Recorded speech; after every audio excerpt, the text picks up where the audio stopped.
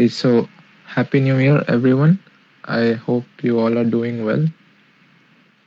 So, let's start the new year with a new topic.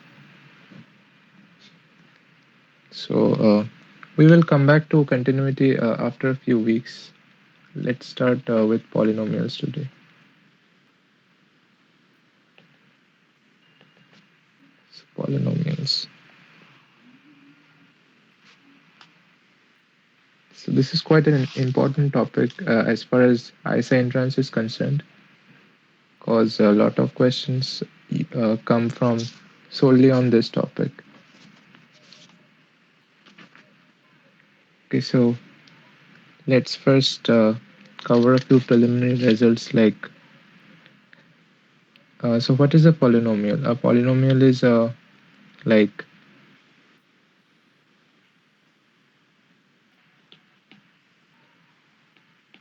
like fx can be, if it can be written as an times x power n plus an minus 1 times x power n minus 1 plus dot dot dot up to a naught, then this is a polynomial and the people are still joining in. So suppose all these coefficients ai's are in some field capital F, then we say this polynomial is in capital Fx. So this is how we define the field of all polynomials.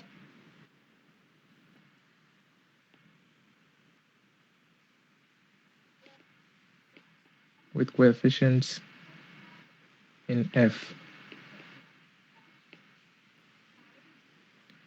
So like if all these coefficients are real numbers, then we will say, so if ai's are all real, then fx lies in Rx. And similarly, we can have polynomials totally in Qx, or the set of rational numbers, and Zx.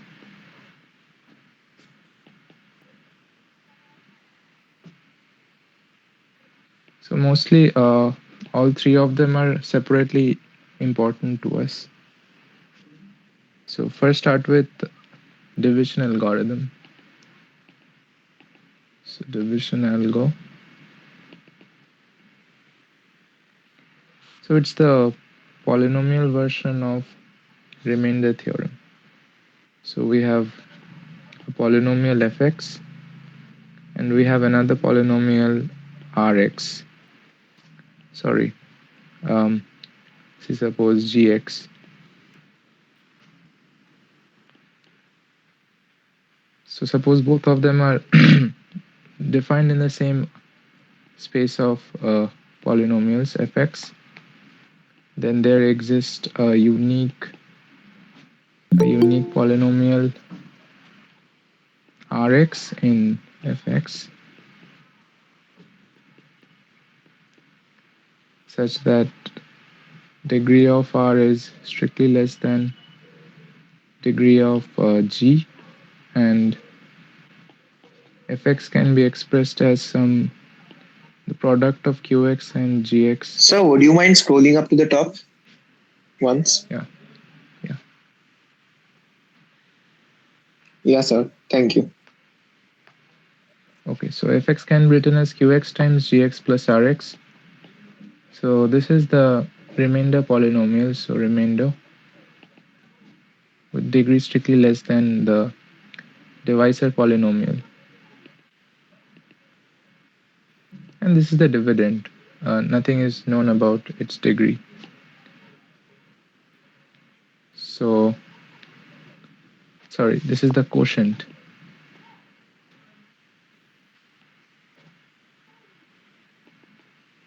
This is the dividend.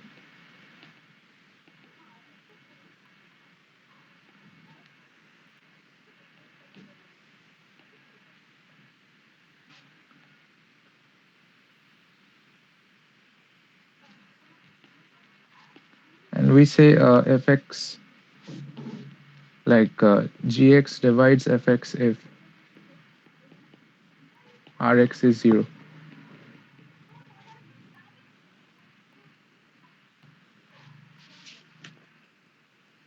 Okay, and the proof is the proof isn't very straightforward, so I don't think I should cover it here.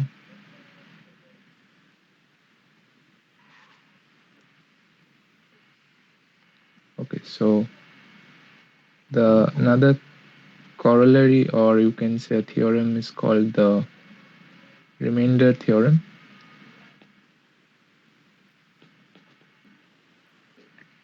It says if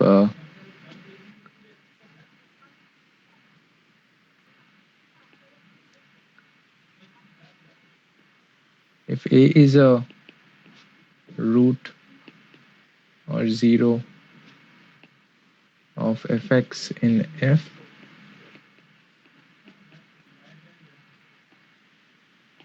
then x minus a divides fa.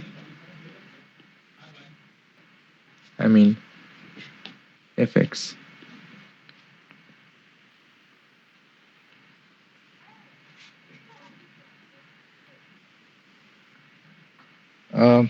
Just a minute.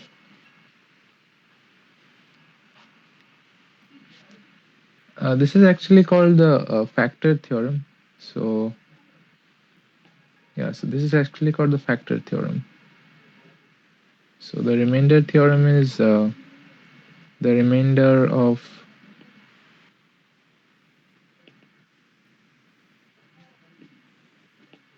fx when divided by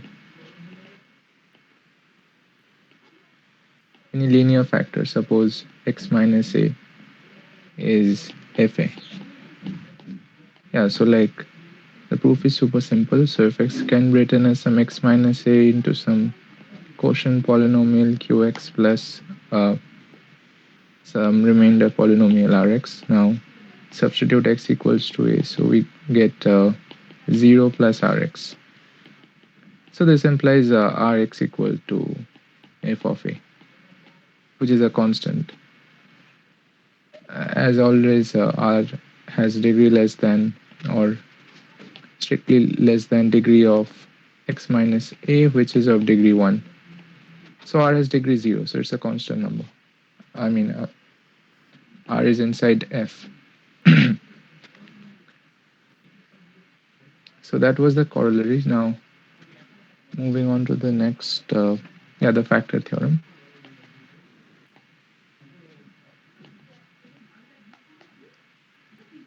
That's a simple fact that whenever f of x has a 0 a, then fx is divisible by x minus a. So this is an if and only if statement.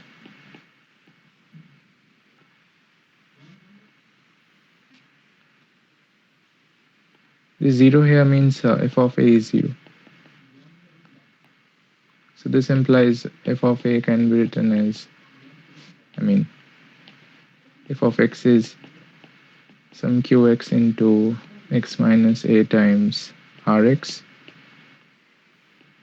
and putting x equals to a, f of a, which is 0, equal to qa times 0 plus ra. So like, so ra is also 0.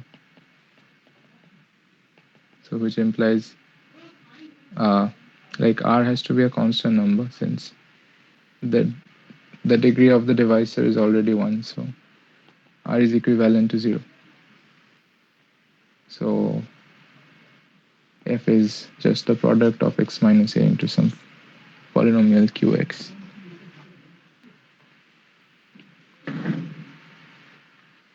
Then we have the fundamental theorem of algebra. So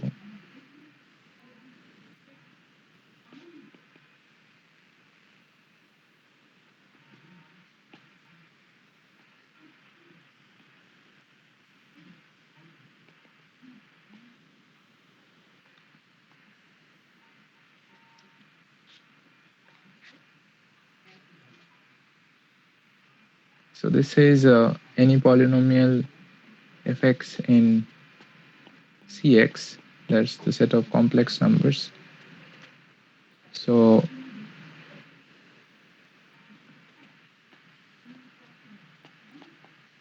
any such f must have at least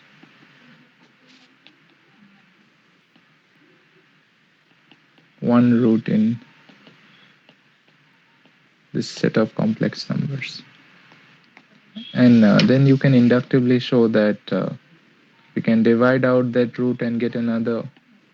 So like you can write fx equals to x minus that root times some qx, and since fx was a polynomial in Cx, this is also a polynomial in Cx, so we can again apply a same fundamental theorem of algebra to get another root x minus b, suppose. Sorry. And go on till eventually qx becomes the constant, any constant c naught. So basically the theorem says fx can be factorized into a product of linear factors. So it's a naught times x minus alpha 1 times x minus alpha 2 times dot dot dot up till x minus alpha n.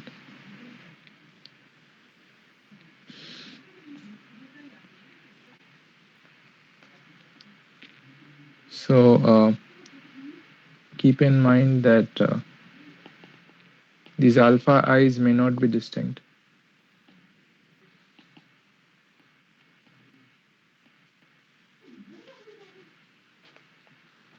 If any alphas are repeating, then we say the polynomial fx has repeating roots. So if any alpha i's are repeating,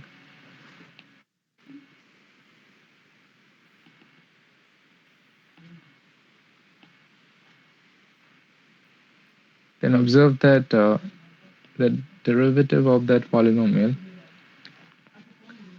So how can we write the derivative? So then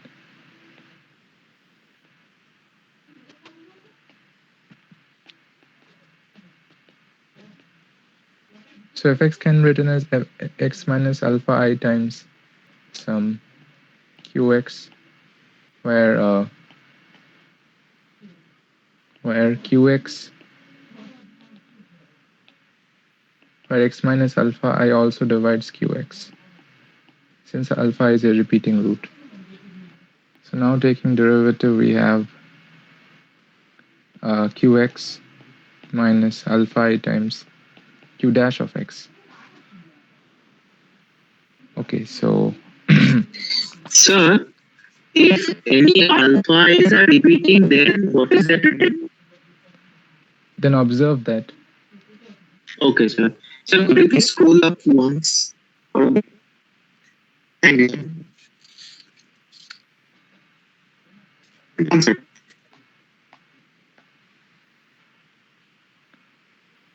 Okay, so now if we substitute alpha in place of x, so I mean alpha I. So your voice is cracking. Actually, I guess it's a problem on your side, because your voice is also cracking quite a bit. Is it okay now? Or there's hardly anything I can do about Sir, that? I'm also trying to rectify on my side. Yeah, yeah.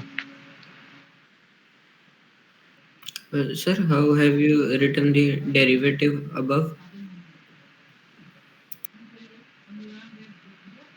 Yeah, so I differentiated on both sides. So we have xqx minus alpha I qx. So we have 1 times qx minus alpha I times q dash x equals f dash x. Shouldn't it be qx plus x minus alpha 1 q dash x?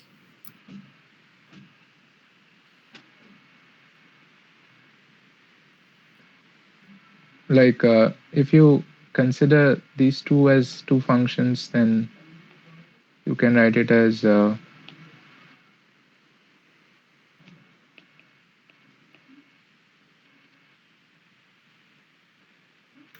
qx plus x minus alpha 1 q dash x. it's alpha I and actually multiplied before differentiating. Just wait a minute. Oh, I missed a term. Sorry, like I missed a term called yeah. Yeah, sorry about that. So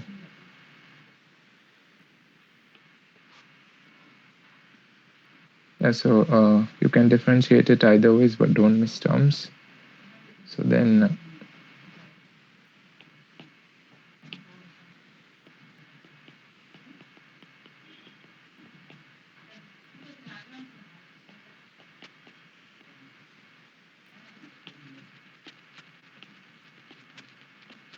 yeah, and as you can see, substituting alpha I, we get 0 here on the right hand side because alpha is already a root of qx.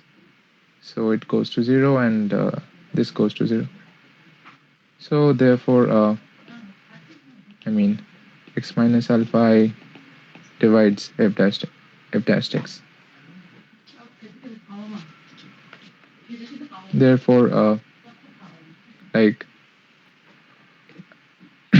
so x minus no, alpha I is the kth repeating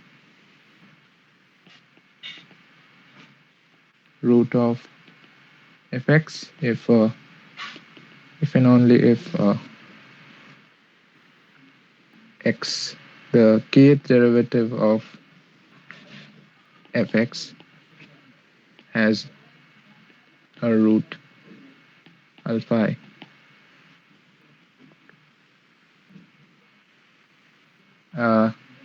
Make it k plus 1, okay?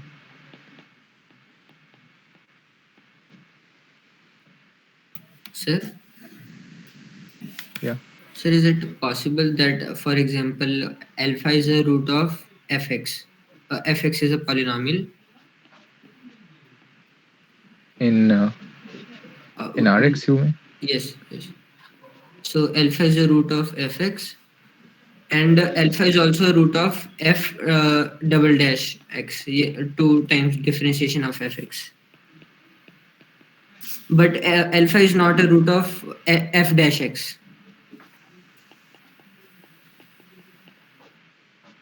Is this possible? No, it's not possible because if alpha is a root of f double dash x, you mean, then so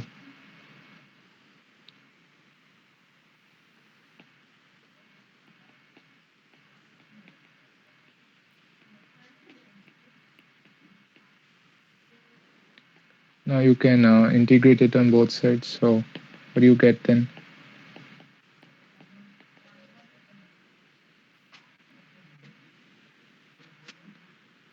You can do a partial integral, or you will know x, sorry, qx at that time. So you can obviously integrate it and get a polynomial which has a root x minus alpha. Okay, sir. Yeah, like you don't even need this one. This one is enough to force this one to have a root in alpha, root at alpha.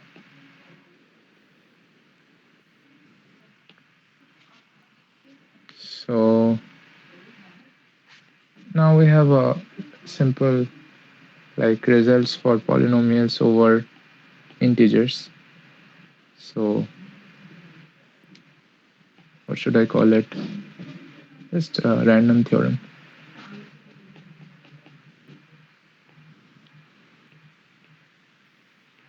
So fx is a polynomial over integral coefficients, and its leading coefficients is not 0. So an is not equals to 0, and suppose there is a rational number p by q.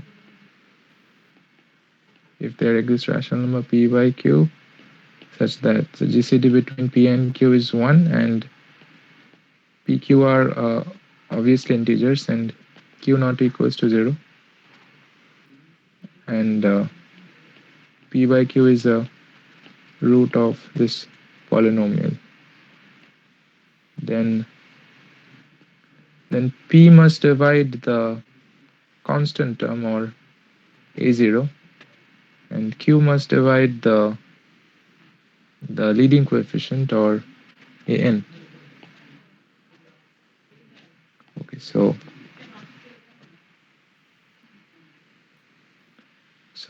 if you want a proof, then so suppose the polynomial fx is of the form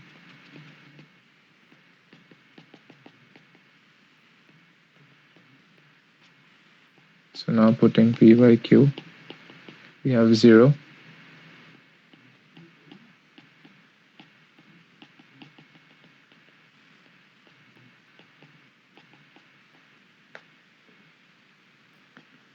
so multiply by q power n on both sides.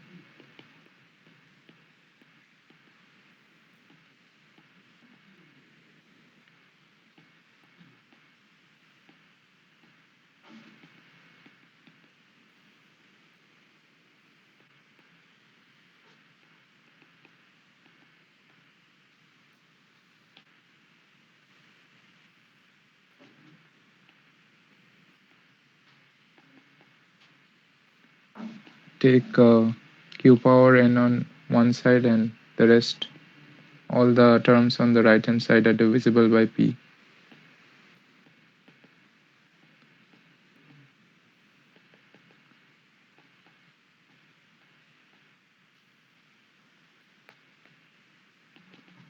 Since every term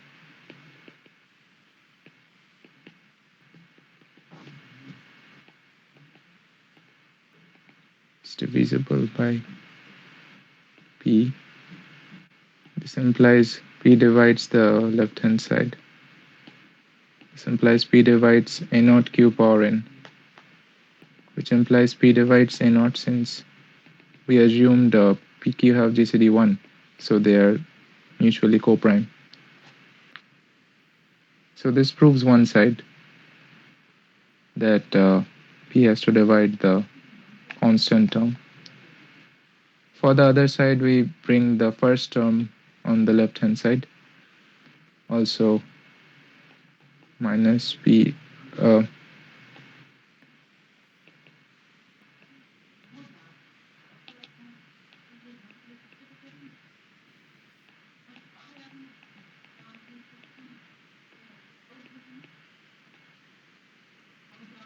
So similarly, all the terms on the right are divisible by q.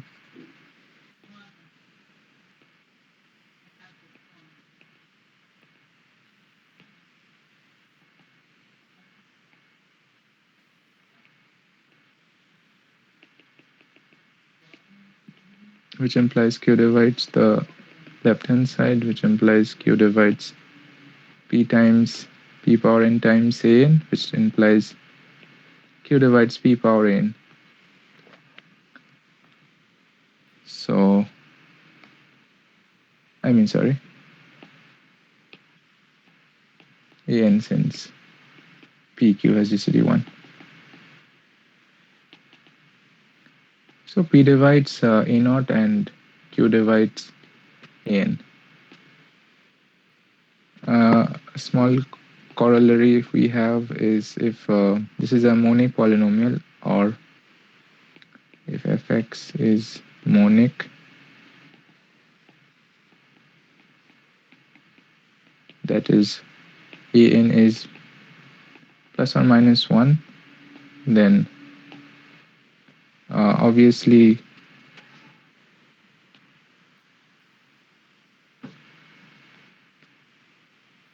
every root of of fx must be an integer.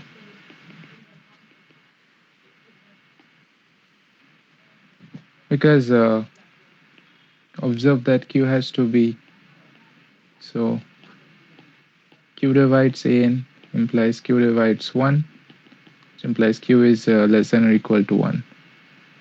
And since q is an integer and it's not equal to 0, it has to be 1.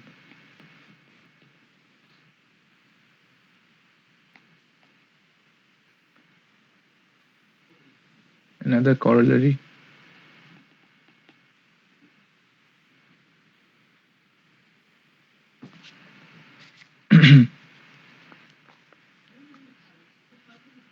So observe that if fx from So, that, in the corollary, first statement is written that done, sir. yeah. So what was So that? please don't mind, sir. Please don't mind. I am asking you to scroll up again and again. Actually, my hands are shivering a bit, so I'm writing slow. Yeah, I don't mind. So this was called factor theorem, right? Or remainder theorem, yeah. So fx using the remainder theorem. So fx equal to x minus m times qx plus fm, assuming fm not equal to 0. So now suppose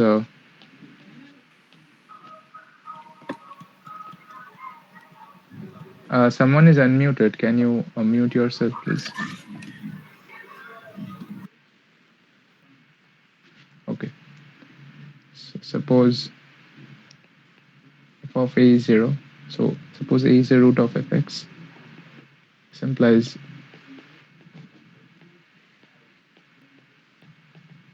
substituting a in the above equation. So now we have fm equals to minus of a minus m times qa.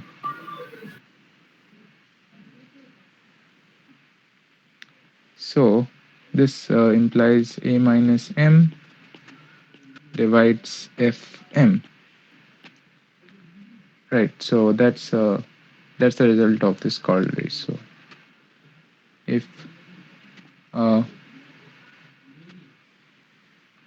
um, if a is a root of fx, then for all m not for all m such that f of m not equal to 0, a minus m, which is an integer. I mean, yeah, we are only talking about polynomials over integers.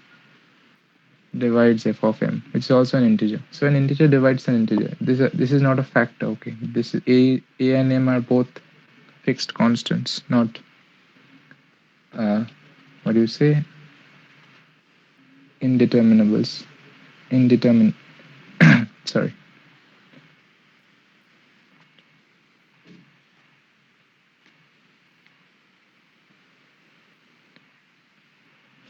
Okay, so now we have the Vieta's theorem. So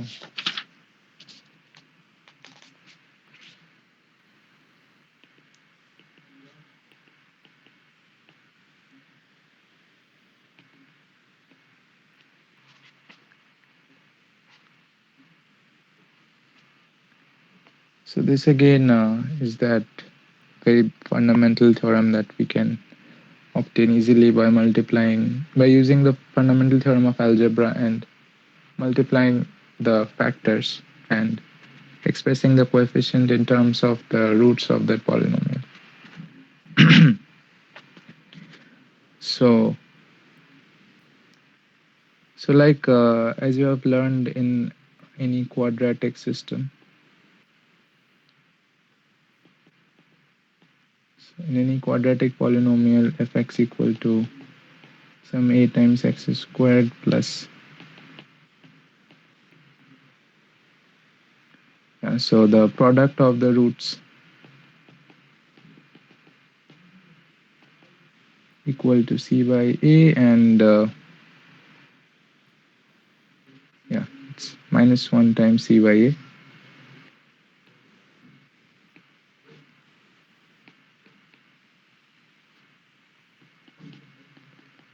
And the product of the roots taken like 2 at a time. So alpha I plus alpha j,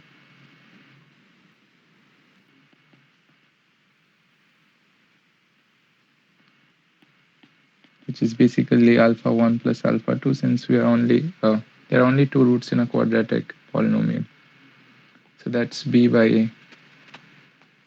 So in general, we have suppose fx is an times x power n plus a n minus 1 times x power n minus 1 plus. So we have a naught equal to product of the roots taken 1 at a time, a1 equal to minus of product of the roots taken 2 at a time. So just a minute.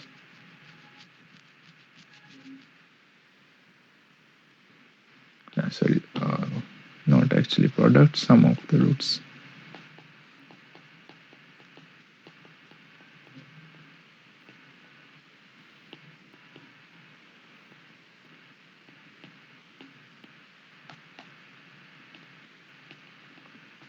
And then ak is minus 1 power k times sum over I1, I2 till ik inside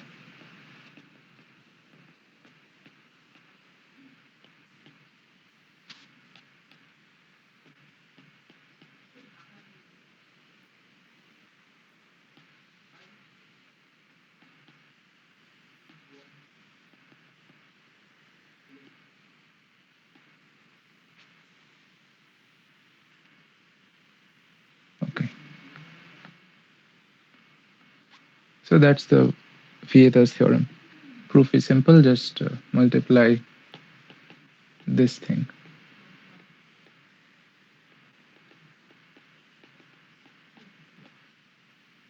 Oh yeah, sorry.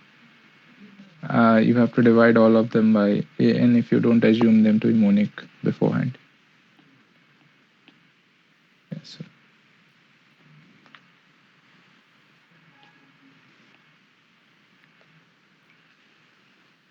that was that. Now here comes our first problem. So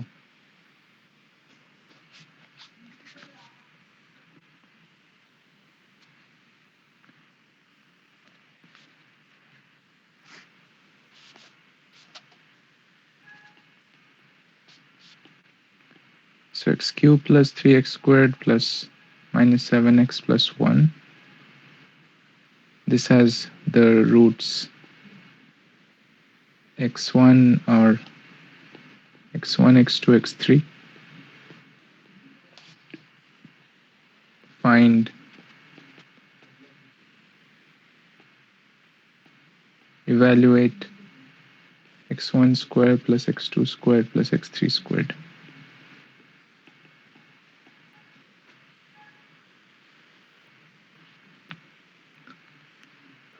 Yeah, so what's the answer?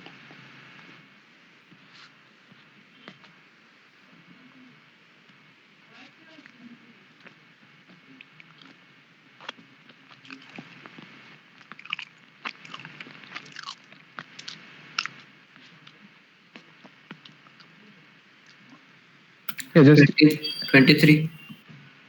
Yeah, just use the Vieta's theorem too. So we know the constant term is the product of. Yeah, so how can you express x1 squared plus x2 squared plus x3 squared? Here is where the concept of symmetric polynomials will come, but I will introduce the concept a bit after some time. So this is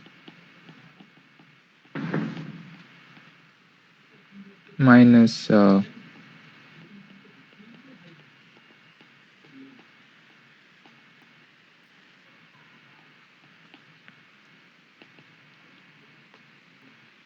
we know x1 plus x2 plus x3 is minus 3,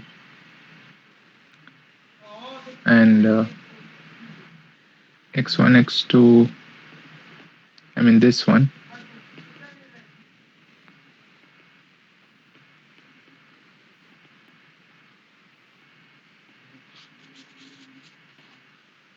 so that's minus 7.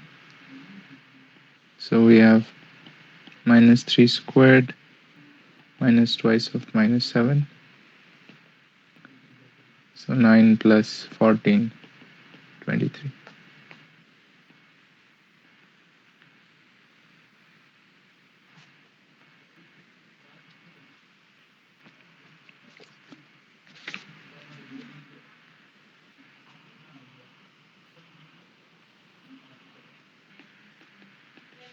The next question is find all polynomials.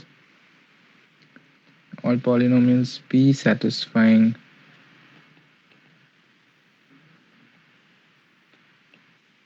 P of x plus 1 equals Px plus 2x plus 1.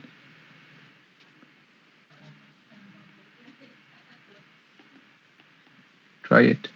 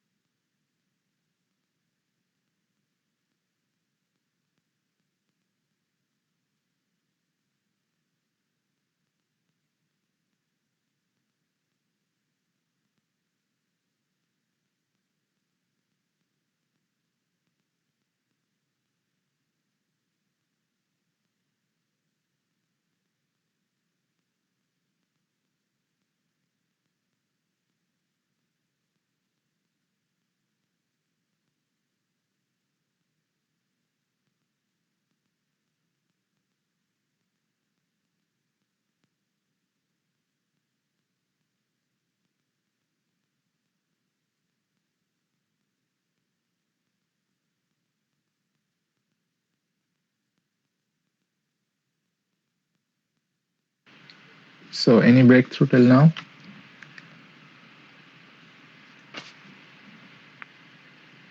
Any idea? Anyone?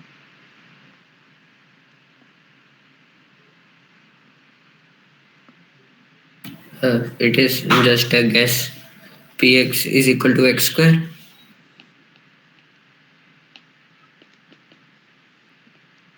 Yeah, it's correct, but this is not the whole family. There are more other polynomials. This is just one of them. So obviously, looking at this one, you guessed it, it's x plus 1 whole square, right?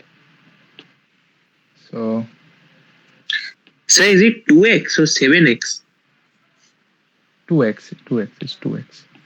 Okay, sir.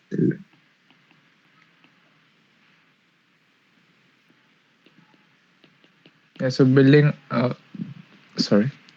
onto that guess or observation that you can try to make it x plus 1 whole square. So px plus x plus 1 whole square minus x squared.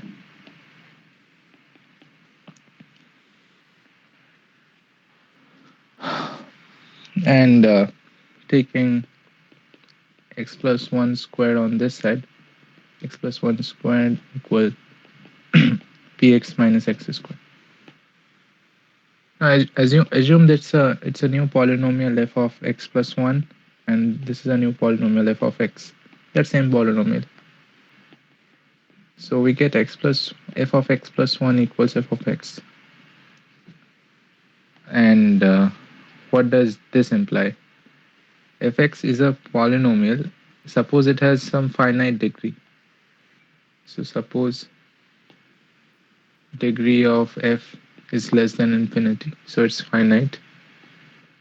Then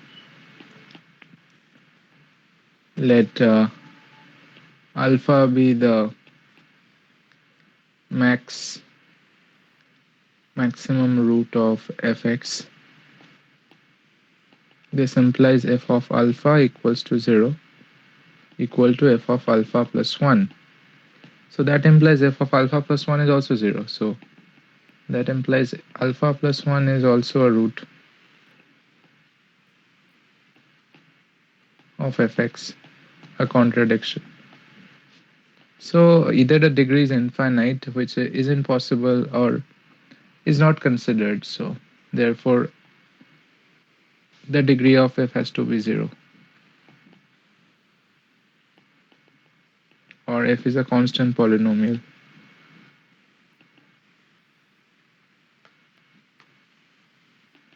So according to our definition, fx minus x squared equal to some constant c, hence px equals to x squared plus c. So for all c in real.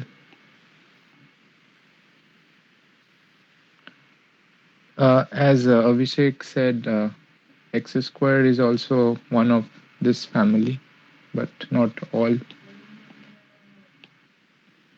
Okay.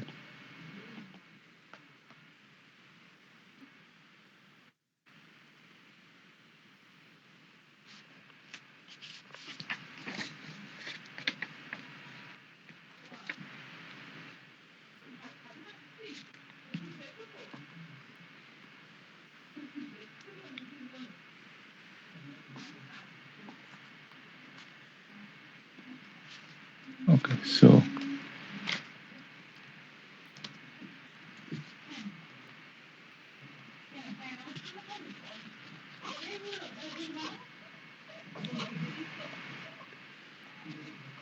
just a minute.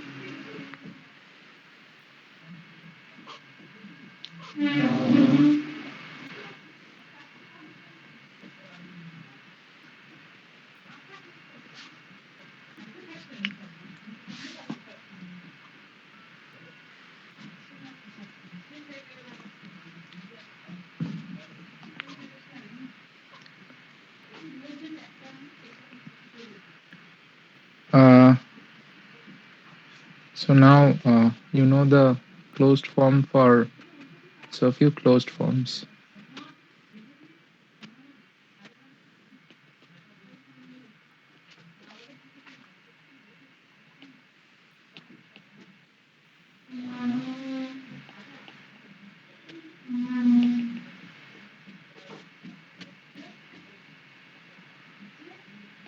quadratic, you all know the Sridhanacharya's formula that says for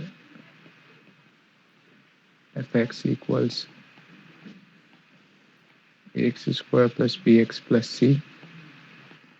The set of roots are given by bx plus minus square root of b square minus 4ac by 2a. For the cubic case, also not that common. You can get a formula like for fx equal to, assuming it's harmonic, so some a plus ax square plus bx plus c. You have x equal to, okay,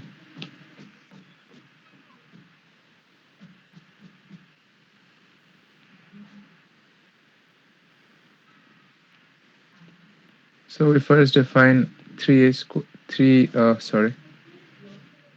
3b minus a squared by 9 as q, and s equal to cube root of,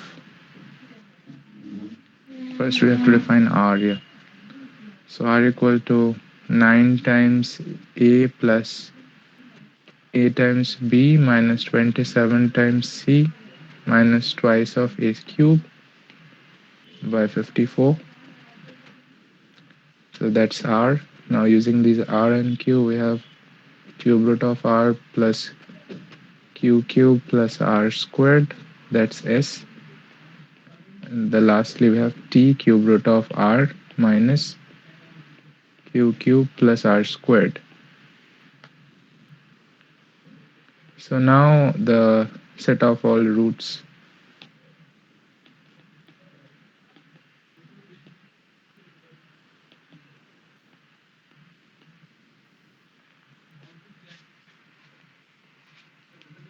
is s plus t minus a by 3 and s plus t by 2 minus of s plus t by 2 minus a by 3 plus iota times cube root of square root of 3 times s minus t by 2.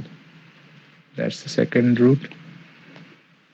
And the last root is minus of s plus t by 2 minus of a by 3 and minus of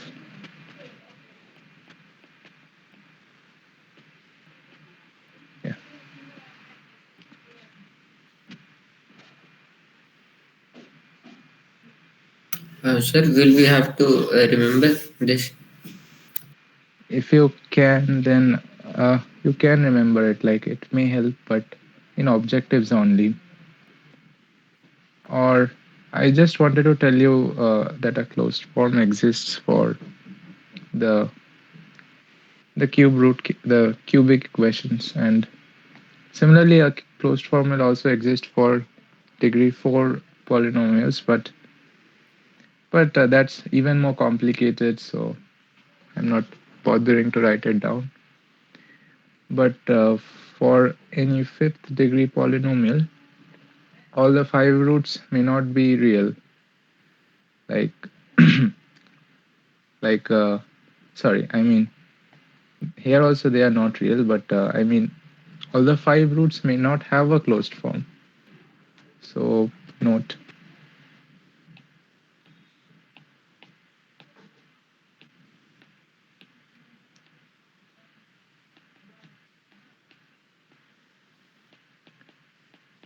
If fx is a degree 5 or more polynomial, then its roots don't have a closed form.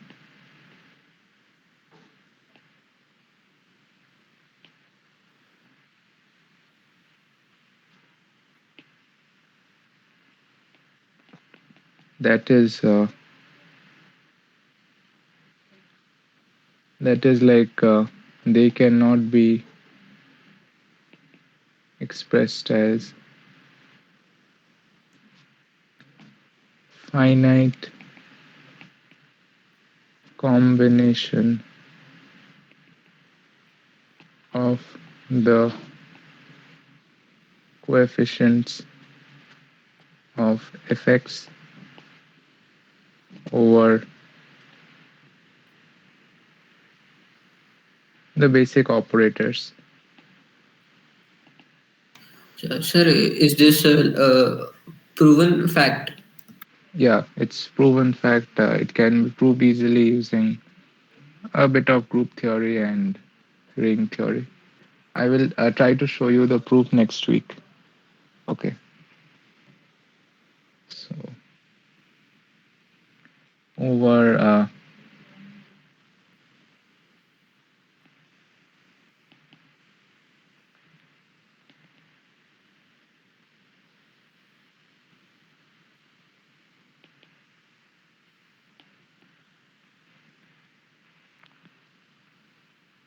okay.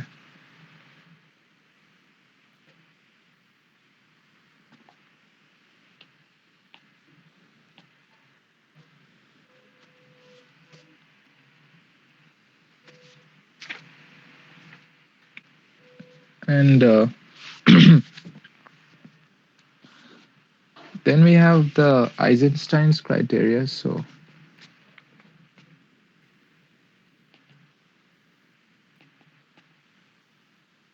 I hope I'm not getting the spelling wrong.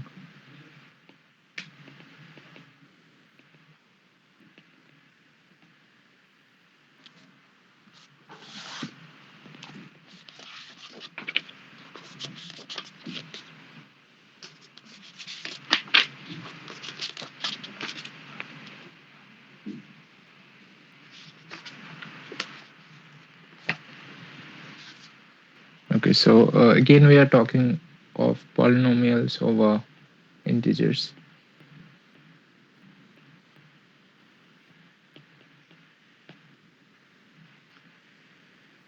So if three conditions are satisfied, number one, there exists a prime, or I should say there exists a prime p such that p doesn't divide the leading coefficient an. Number two, p divides ai for all I in 0, 1, 2 up till n minus 1. Number three, p square divides a naught. Yeah. Sorry, just a minute. P square doesn't divide a naught.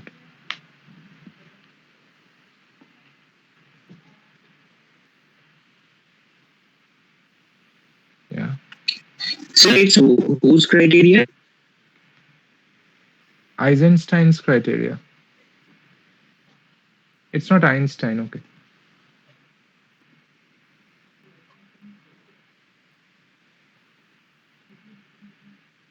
Just a minute. So the spelling is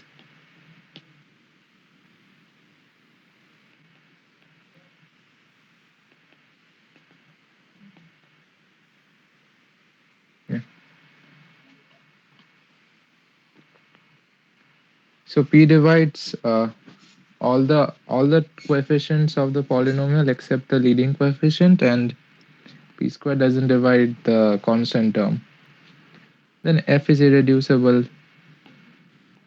Then fx is irreducible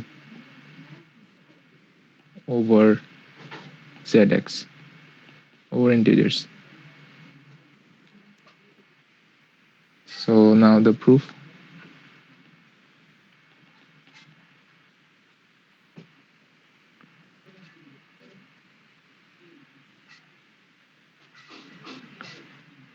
So assume the contrary,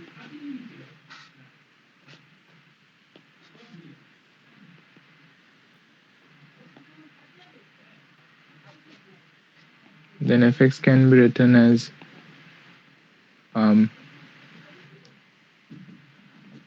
x power r plus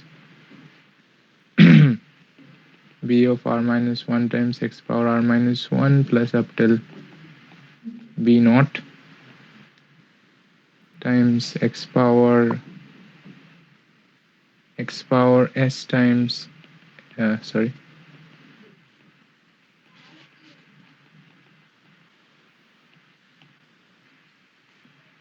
So I am assumed they are reducible. In fact, it's the product of some two polynomials gx and hx with degree s and r respectively.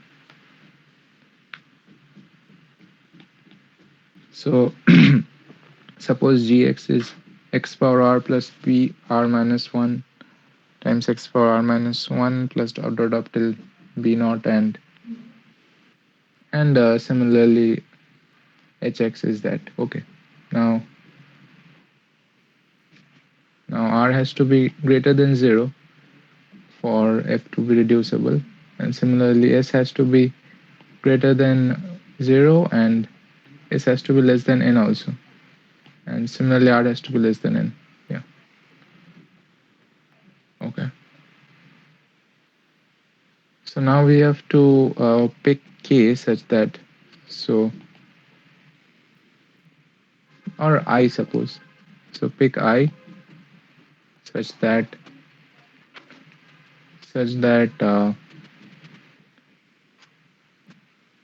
pi divides bi.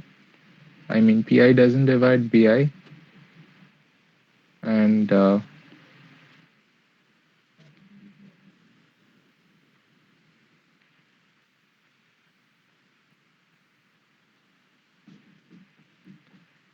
pick j such that p doesn't divide cj.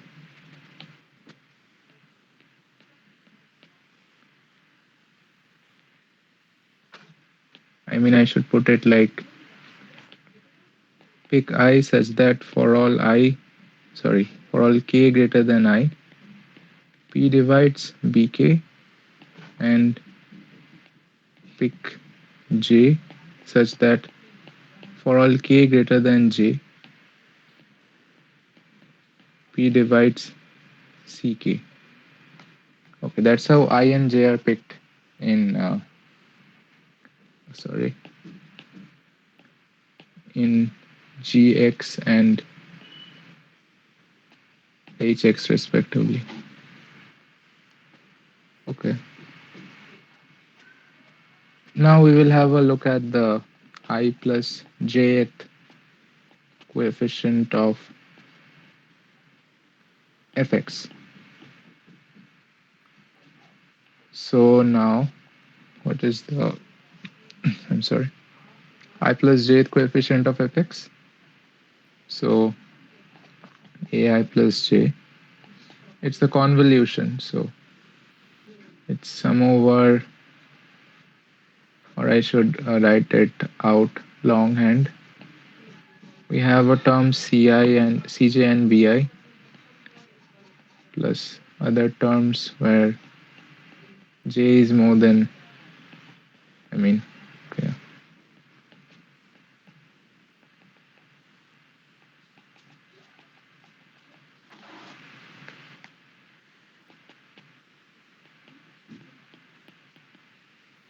Cj plus sum over k runs from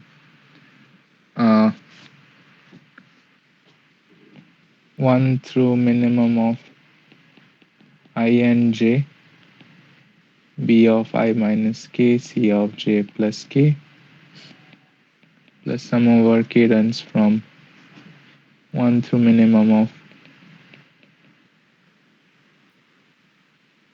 I and j. Sorry, wait a minute. This is not I and j. This is I and n minus j. Similarly, this is n minus I and j, bi plus k of ck, cj minus k.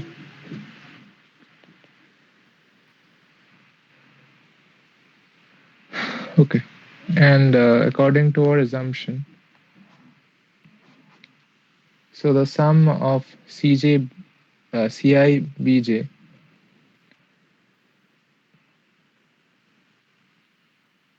okay, just a minute.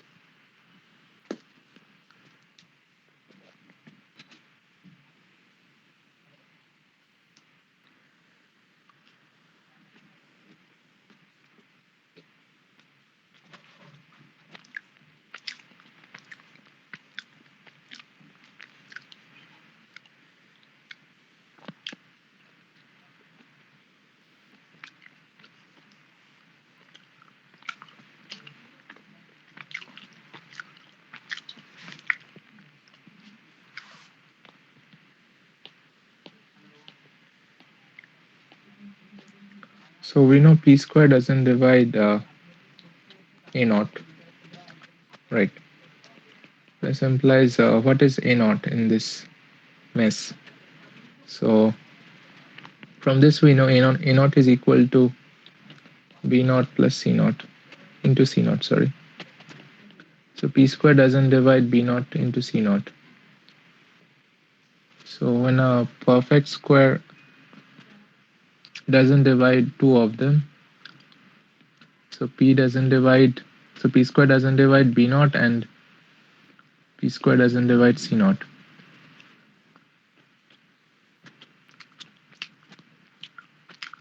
I mean,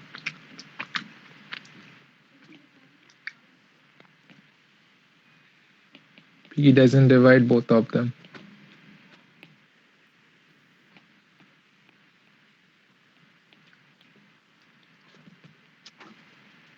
That is fact number one.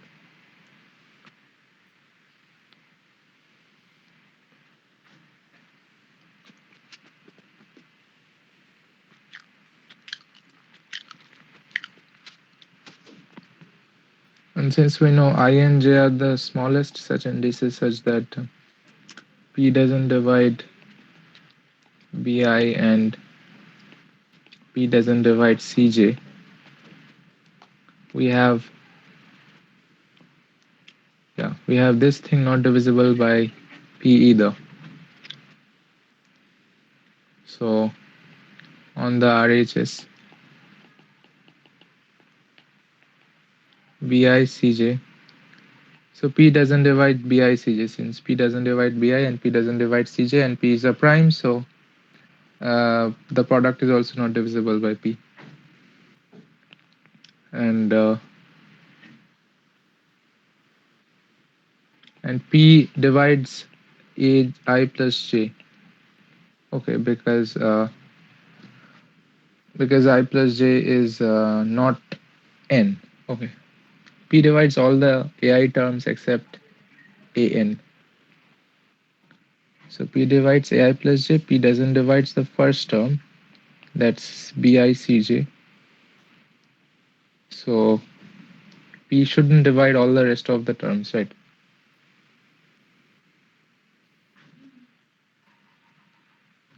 So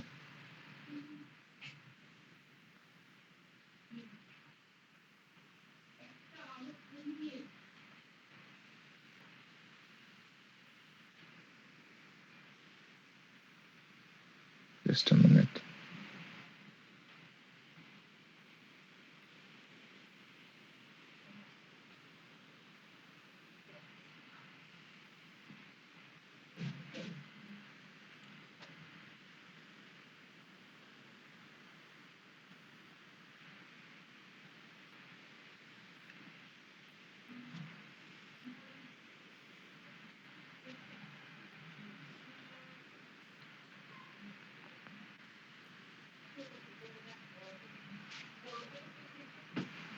P is not dividing this one.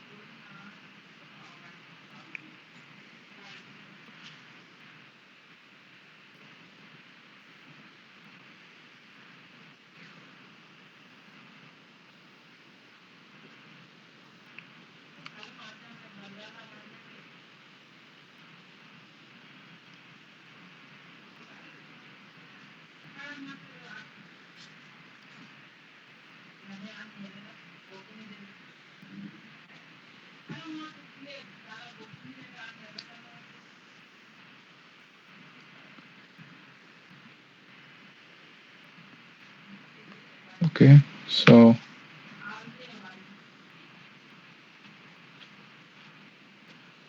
if both I and j are greater than 0, so if I greater than 0 and j greater than 0, then what will happen? These two terms, so they will be there, and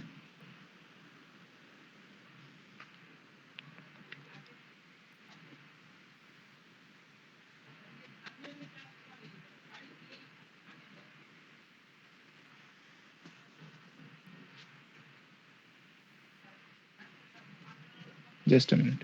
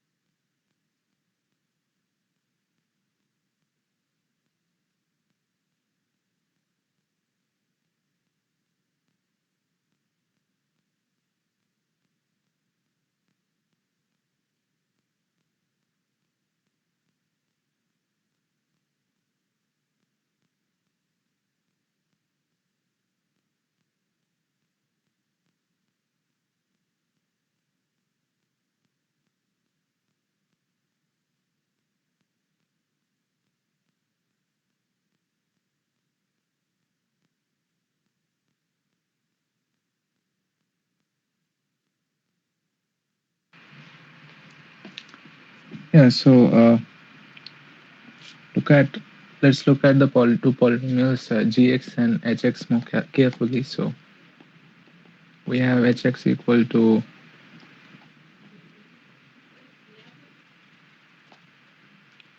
gx equal to x power r plus b br minus 1 x power r minus 1 plus up till b naught, and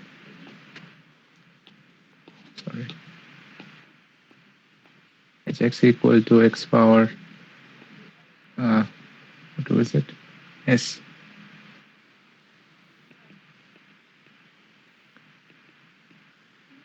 X power s minus 1 up till c naught.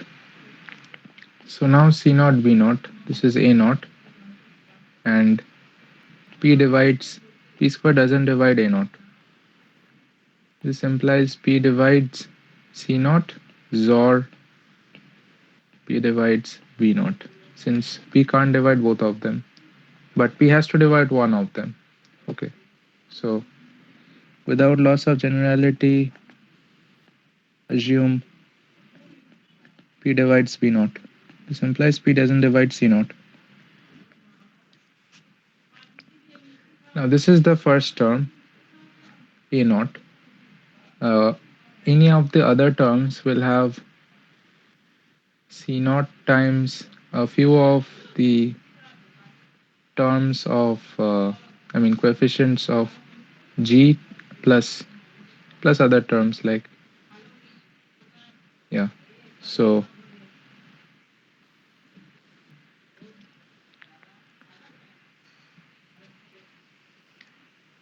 the thing to note is the coefficients of gx, that's r br minus 1, br minus 2 up till b naught. So p divides b naught, and p divides a1 up to a naught up till an. N minus 1. All of them are divisible by p. That's according to our assumption.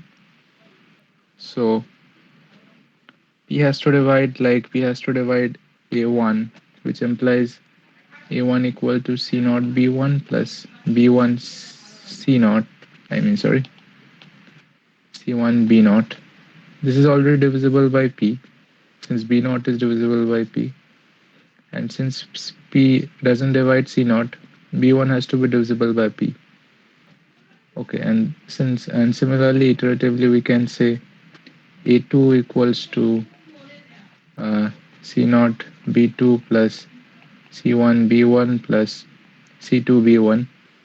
So already we know that this thing, that is b c naught is not divisible by p, so b2 has to be divisible by p, and this is b naught. B naught is divisible by p already. Okay, that's okay. And b1 is divisible by p. Okay, and yeah, so that forces b2 to be divisible by p. Yeah. And similarly, we can get a stream of coefficients like up till some I, where p divides each of them. So p divides bi from I runs from 0 through I. Okay. And similarly, we can say it on the other way around for CIs also, but I guess we don't need that. So now we have, suppose any index AK, or I guess AI, suppose this same I. So AI equals to BIC naught plus BIC I minus 1, sorry, C1 subtil B naught CY. So I is the first index, sorry, make it I plus 1.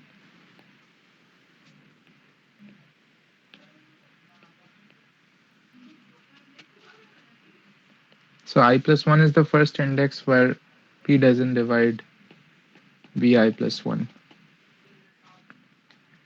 Now, from our assumption, this one is divisible by P, this is divisible by P up till the last one is divisible by P. Since B0 up to BI are divisible by P.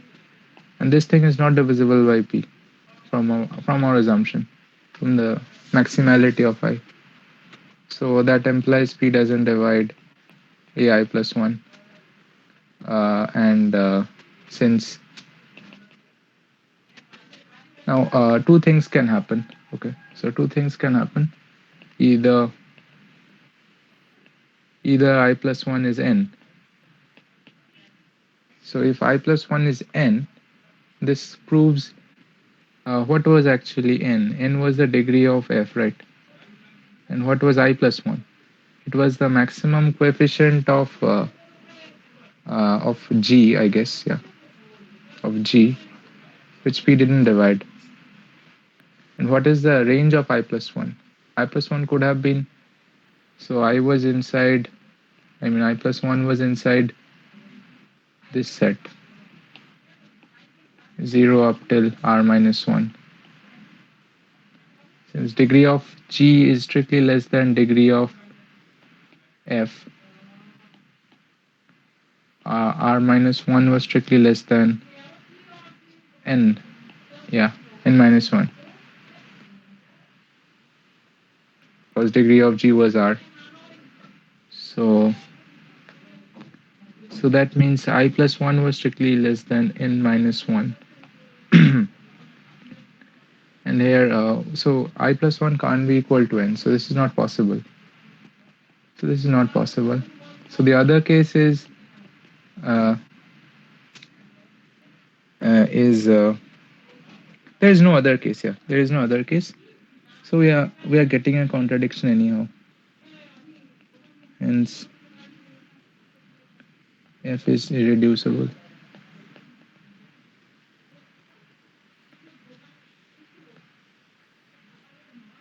Over zx,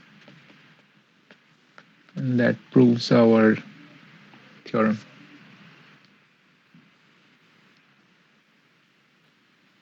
Okay.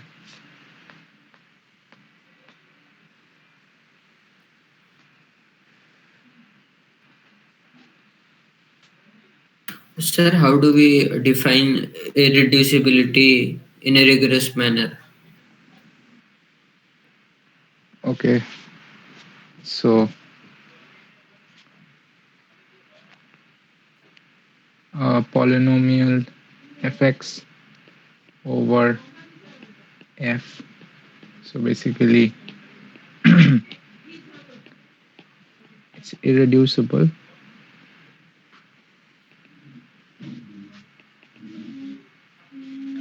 if and only if fx equal to some gx times qx plus rx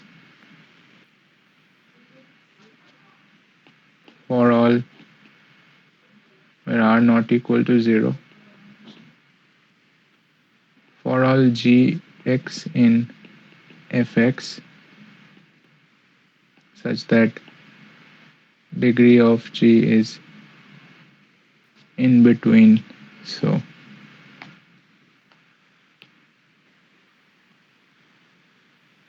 degree of g is in between 1 and degree of fx.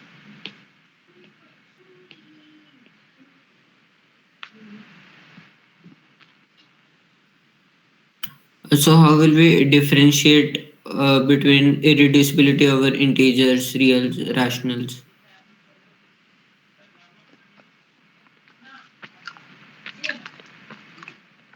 Sorry, I didn't get your point. Can you Like here, where are we saying that this is the definition for irreducibility over integers or yeah, reals? we are forcing g to have g to take coefficients over that same f, right? Okay, so the field is like specific integers Yeah. or reals. Okay. Yeah. Actually, irreducibility and primeness is doesn't converge in these abstract setups. So actually, what is the definition of a prime number? A prime number is something that like there is something called an ideal. Okay, so a ideal p is called prime if any xy in p implies x in p or y in p. Okay, so it's an if and only if condition. So that's what implies P is prime. And irreducibility is different. This one, right? The irreducibility is this one. Okay, let's not get into those things.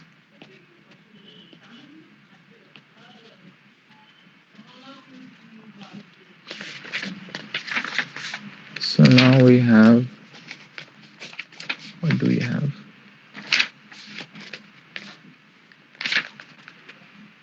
Newton. Okay.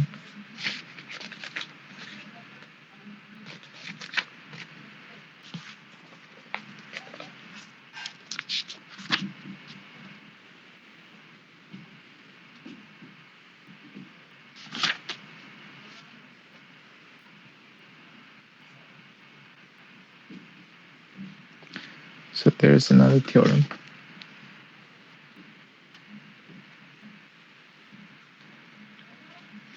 This is called a reciprocal polynomial.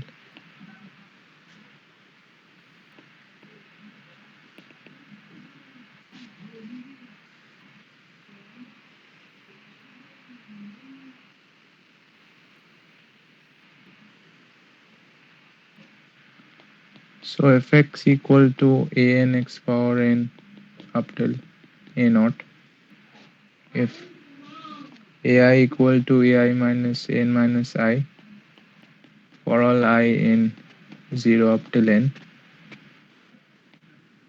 then f is called reciprocal.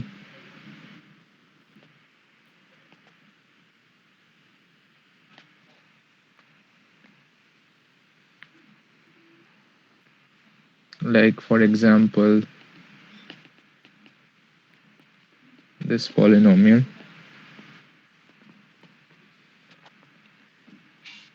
So both of them are 1. There's nothing like, all of them can be 1. Or x cube plus x squared. Then the power 4 terms are x and x4. Okay. And the power 5 term can be anything. Sorry, so there are 5 terms. 0 has to be same. Then 1 is x, and so yeah.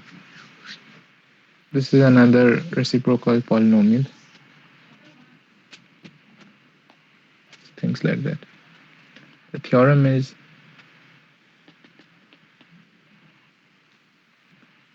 any reciprocal polynomial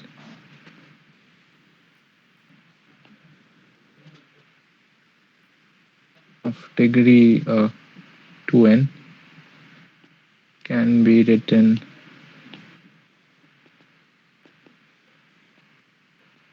as fx equal to x power n times gz, where z is equal to x plus 1 by x. And gz is a polynomial over the same field as f.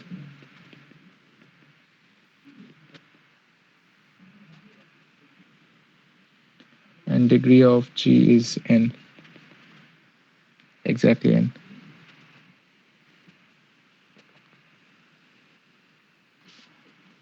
So like, say suppose this one was a reciprocal polynomial. So we could divide it by x cube. So taking x cube in common, we have x squared plus x plus 3 plus 3 by x plus 1 by x squared. Guess, yeah. Plus 2 by x cube. X, yeah.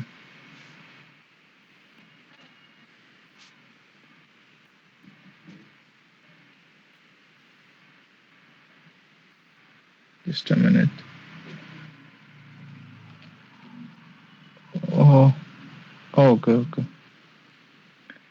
So this was 0 and this was n minus 0. Yeah. So we are dividing by x.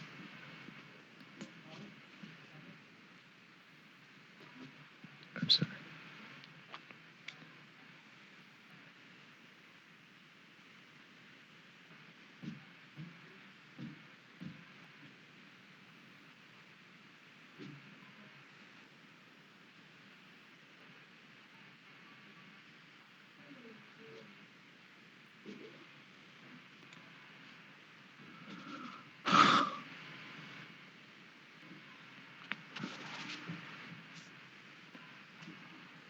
Oh yeah, that was of odd power. Yeah, that's why I was thinking like they were not matching up. So take half the polynomial. So this is an example. Fx equals x power 4 plus 3x cubed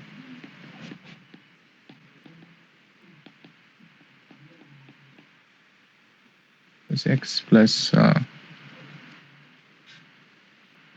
then the center will change, right?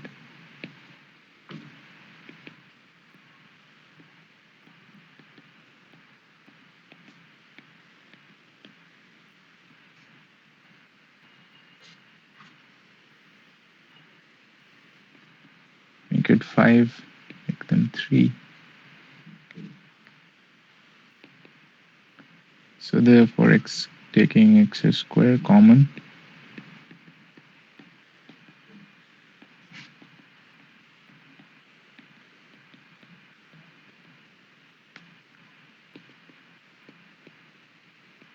so that's x plus 1 by x whole square minus 2 plus 3 times x plus 1 by x plus 5. That's our gz with this as z. So gz equals to z square minus 3z plus 3.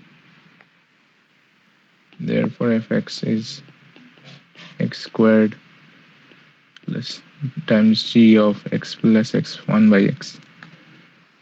So that's what the theorem claims. Then we have symmetric polynomials.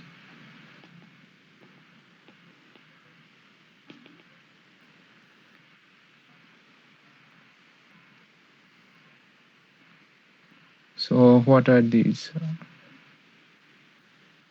So sigma 1 is our first elementary symmetric polynomial. It's x plus y. Or suppose you have like the number of variables. So let x1, x2, x3 up till xp. So we are talking about z, x1, x2, x3. So this space. This is actually equivalent to this space.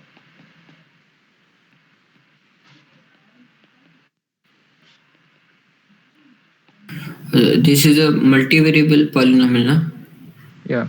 So this is like this is this set. So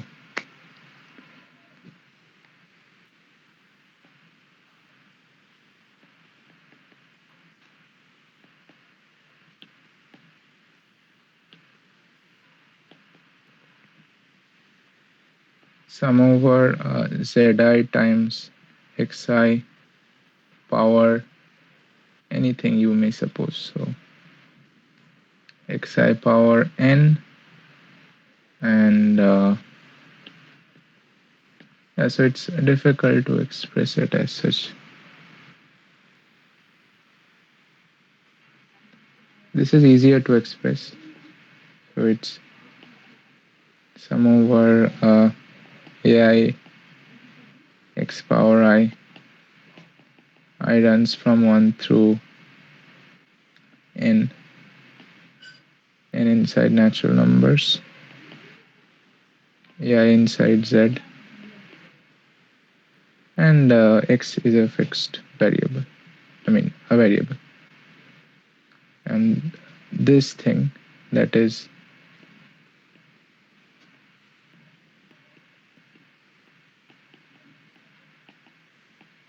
this is sum over same thing, just now we have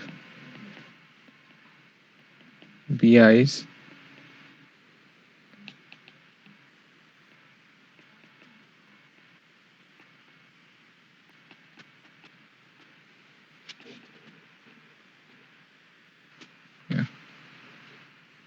and so on. We can define it.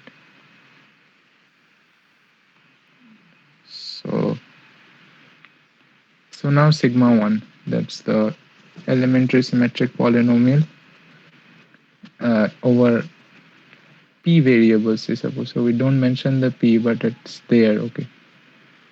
That is x1 plus x2 plus up till xp. Sigma 2 is x1, just a minute.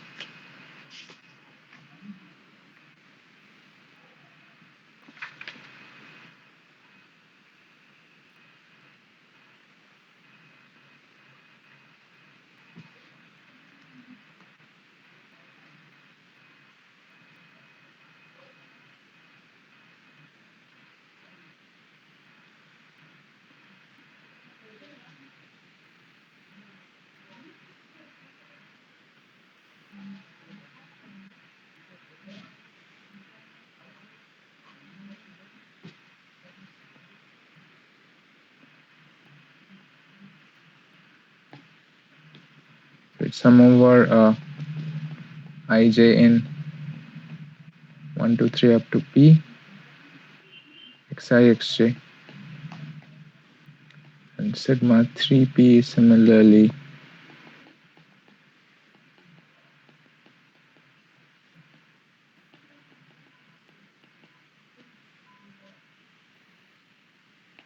and so on. And you can define 0, that's 1. Okay. So in general we have sigma mp equal to sum over I1, I2, Im in 1, 2 up till p, product over j runs from 1 through m, xij. Okay.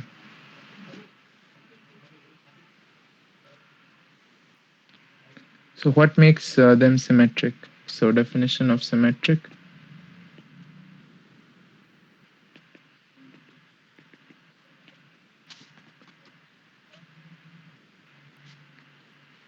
So a polynomial fx, if x is a vector, so I should write it as x1 up to xp in capital Fx.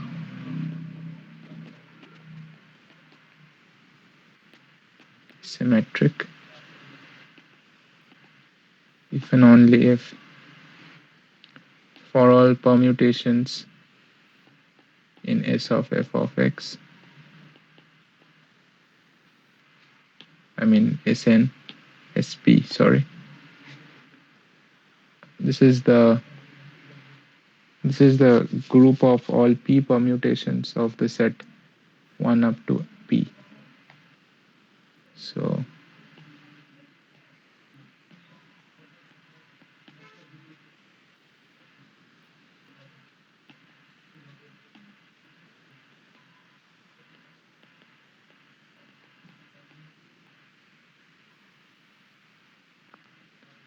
we have p of, sorry, if and only for all we have f of x1, x2, xp equal to f of x sigma 1 up till x sigma p.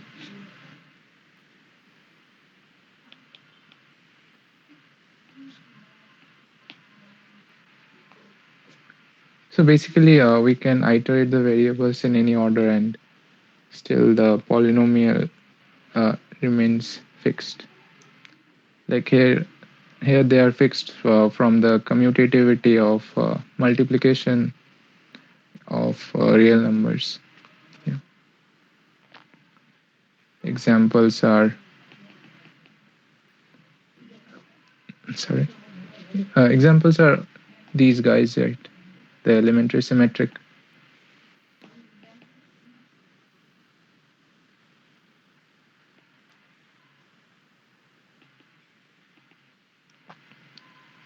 polynomials over r x1 x2 up till xp, or any f.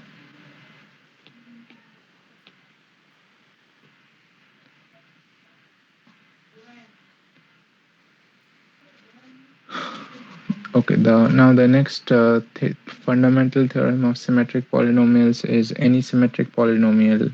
So fundamental theorem, symmetric polynomials.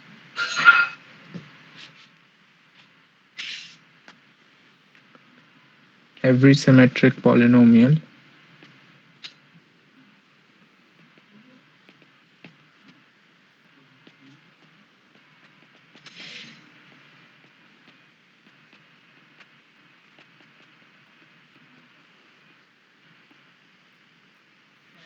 can be expressed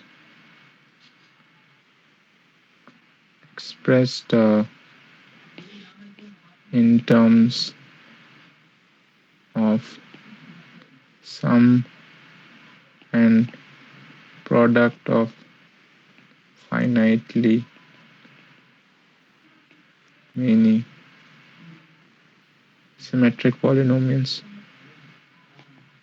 Sorry, elementary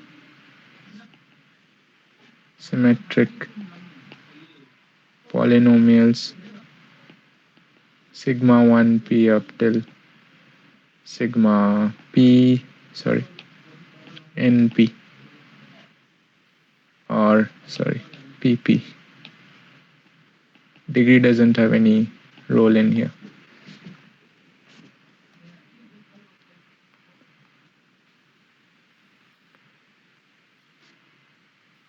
So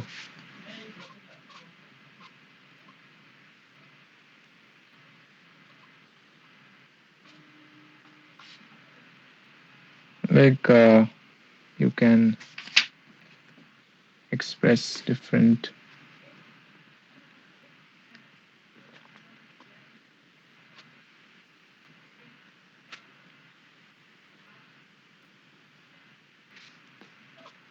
there was actually a pretty good kind of algorithm to generate these symmetric polynomial factorizations, but I can't find it right now. So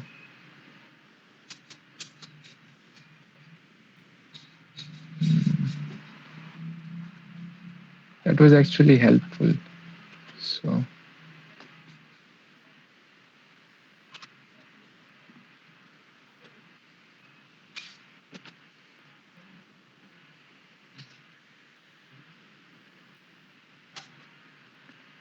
okay, now there are a few inequalities relating to these symmetric polynomials.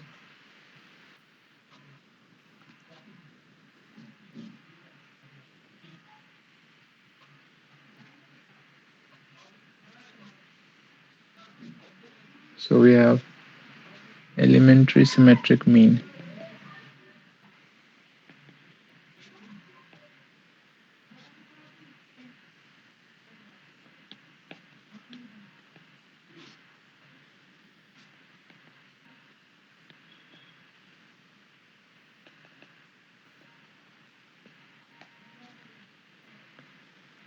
So elementary symmetric mean EK is defined as, obviously there is a P, so EKP equals to sigma KP by sigma KP1, where like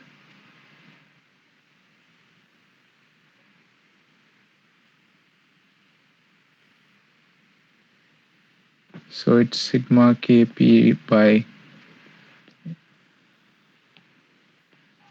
PCK. Yeah.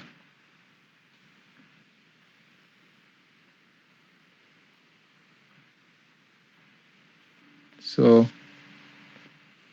this is defined as what is this actually? This is sum over I1 up till IK in 1 up till P with product over J runs from, so J runs from 1 to 1 to K,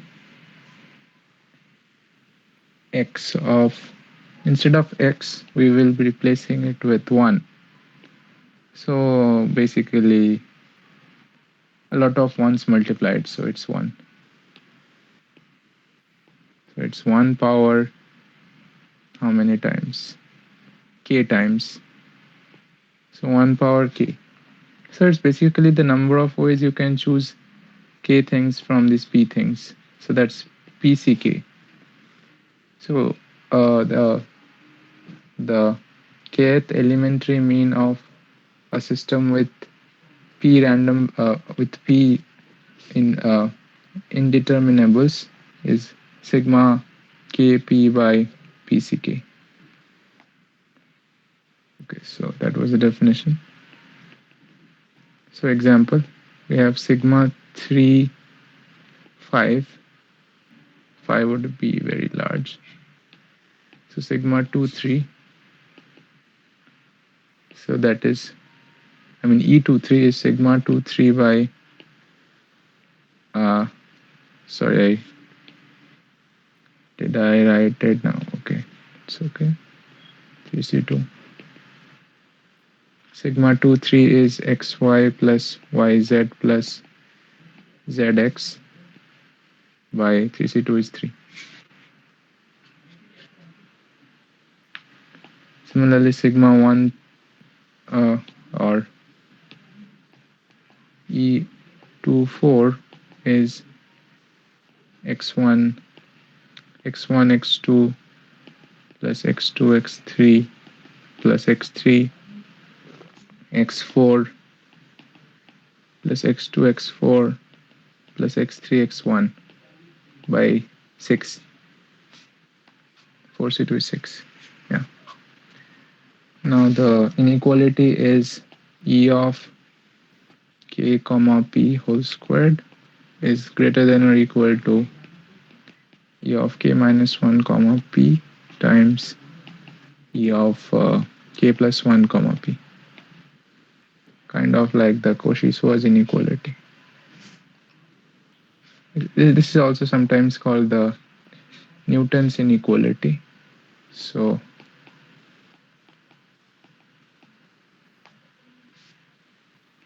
Newton.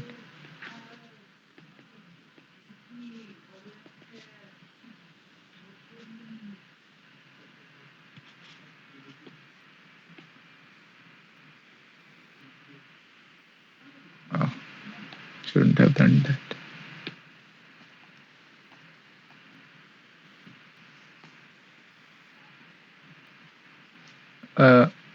A similar inequality also can be derived from this is the Maclaurin inequality. So Maclaurin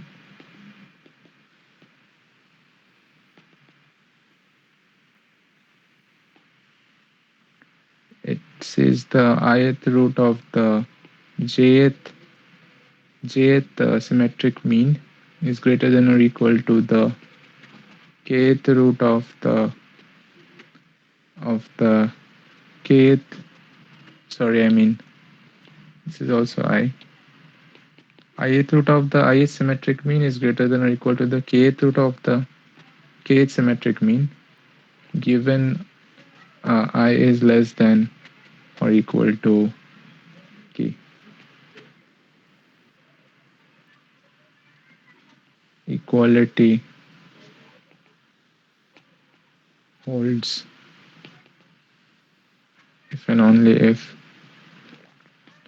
for all I in 1 through p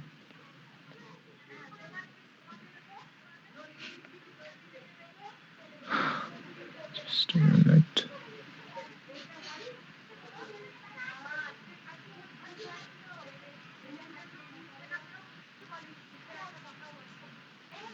Okay, so yeah, xi equal to not xi.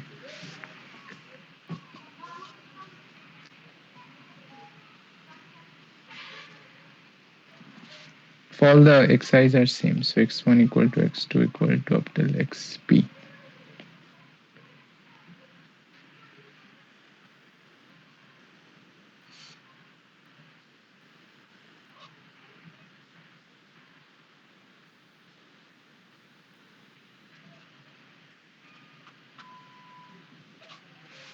So how do we prove these inequalities?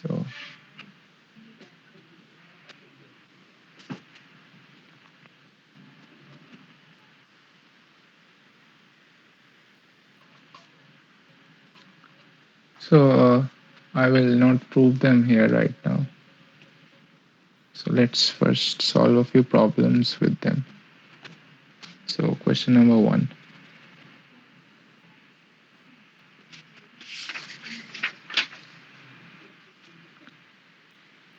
We have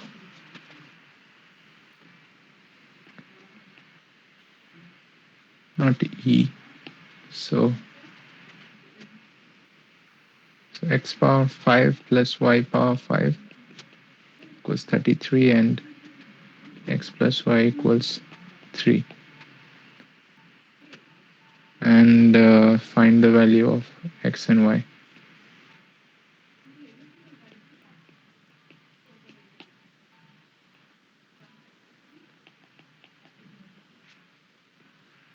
Two and one. Is it the only solution? Obviously, from the symmetry of these two polynomials, 2 and 1 is a solution, implies 1 and 2 is also a solution. Anything else? Like it's a 5-degree polynomial with 2 restrictions, so it must have at least 4 solutions.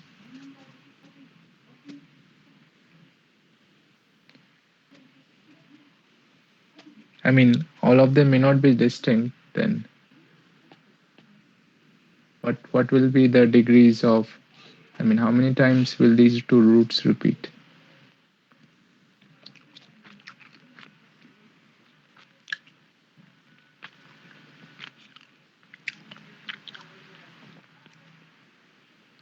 So we have to first break it down into symmetric polynomials.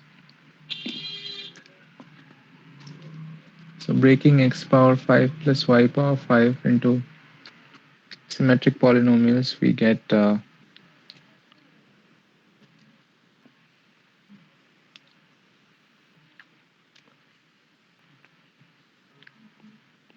sigma 1 power 5 minus 5 times sigma 1 cubes times sigma 2 plus 5 times sigma 1 times sigma 2 squared.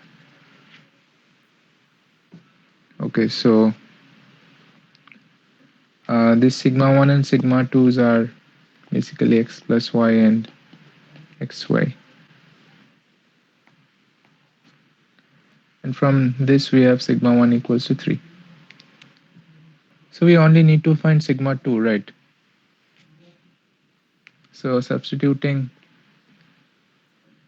sigma 1 equals to 3 in this equation,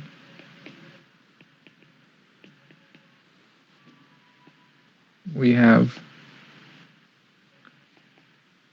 33 equal to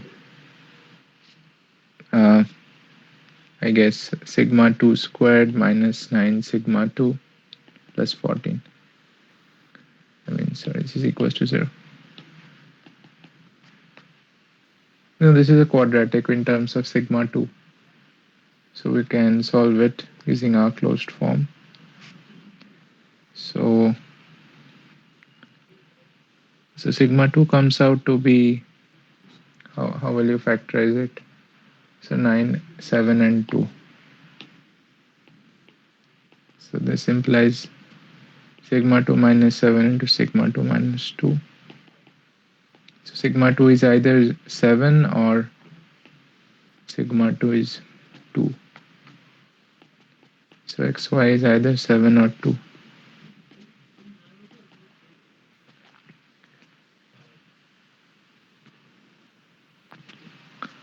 So now check each of the options individually. So we have x plus y equals to 3 and xy equals to 7.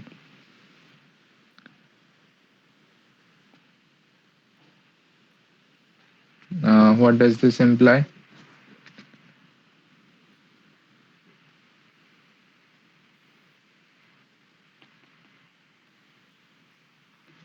So like multiply this by y. So we have got 7 plus y square equal to 3y.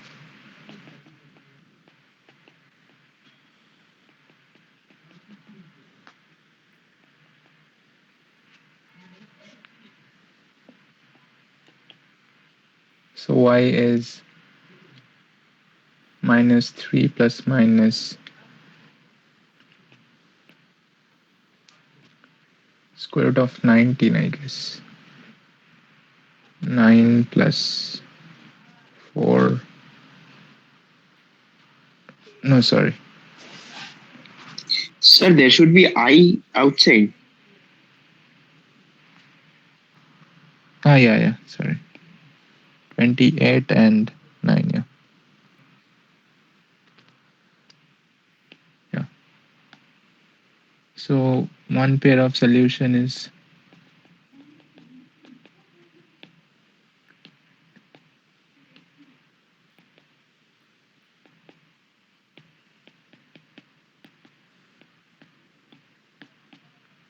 the reverse of this one.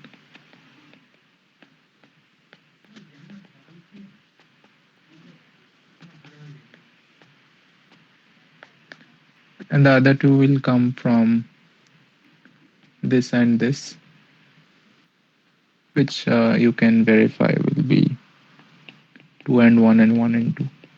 So these are the 4 solutions.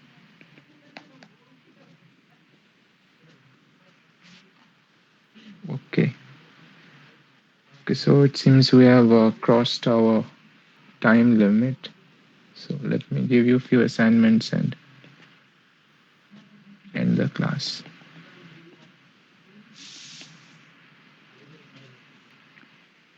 So assignment number 1, solve fourth root of 97 minus x plus fourth root of x equal to 5.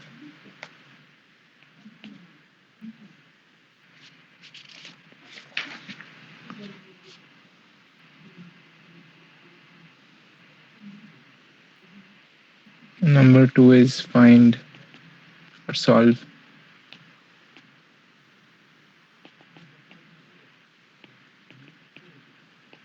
x plus 5 by x minus 1 times x minus 2 times x minus 3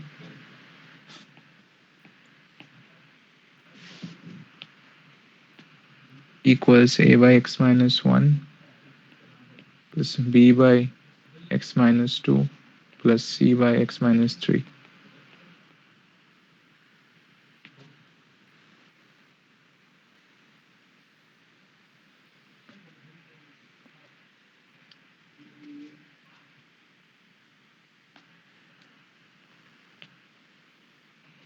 Third one is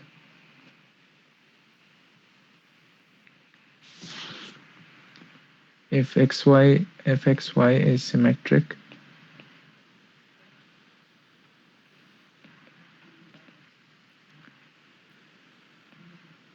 show that x minus y divides fxy. This implies x minus y squared divides fxy.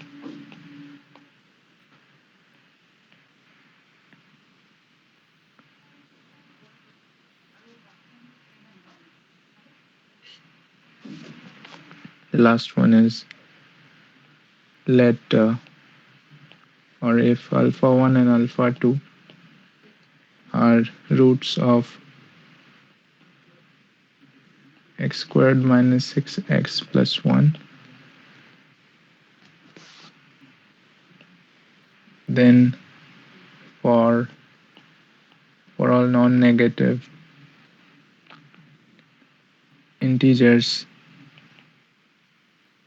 n, or should I say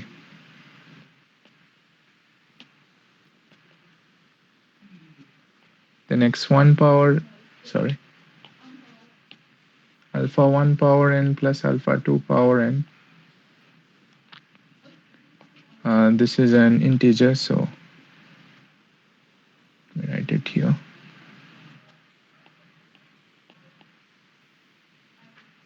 So this is an integer such that 5 doesn't divide alpha 1 power n plus alpha 2 power n for all n integers.